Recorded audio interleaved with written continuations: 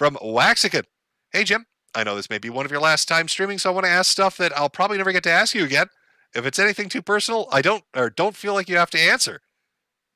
Is there a follow-up? Oh, there is a follow-up. Okay.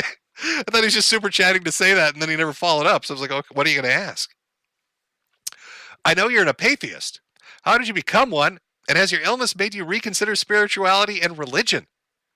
Well, I became. How did you become an apatheist? I don't know. I don't know. This wasn't like a let me sit down today and decide kind of thing. And as for has your illness made you reconsider spirituality and religion? I did have one very strange occurrence during the course of my illness that I never really spoke of. It's a little spooky, to be honest, a little bit personal. So,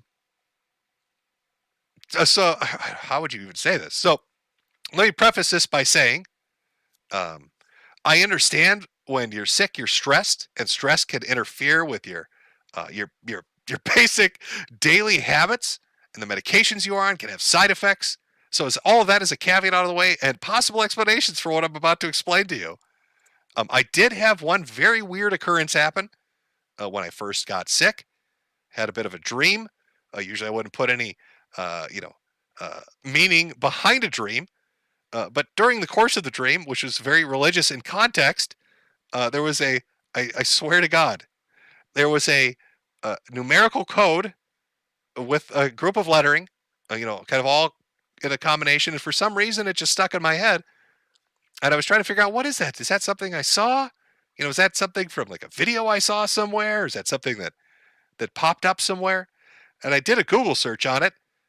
And the weird thing was I got like 10 results, which is fucking strange to begin with. Usually anything you Google, you're going to get like a million. And the first result was a sermon talking about a man that was dying of cancer with a certain amount of time to live and how he was going to live his life and what that meant. So I would say that made me reconsider things.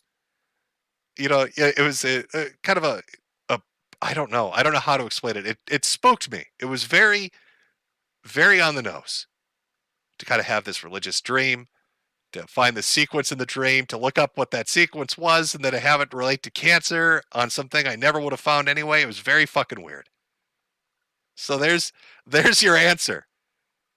Never really decided to talk about it. Felt more like a personal thing. So I never delved into it, but that's always been in the back of my head. So it's always been in the back of my head. Yes. So to answer your question, yes, I suppose the illness has made me reconsider spirituality and religion. From Bomb the Zom.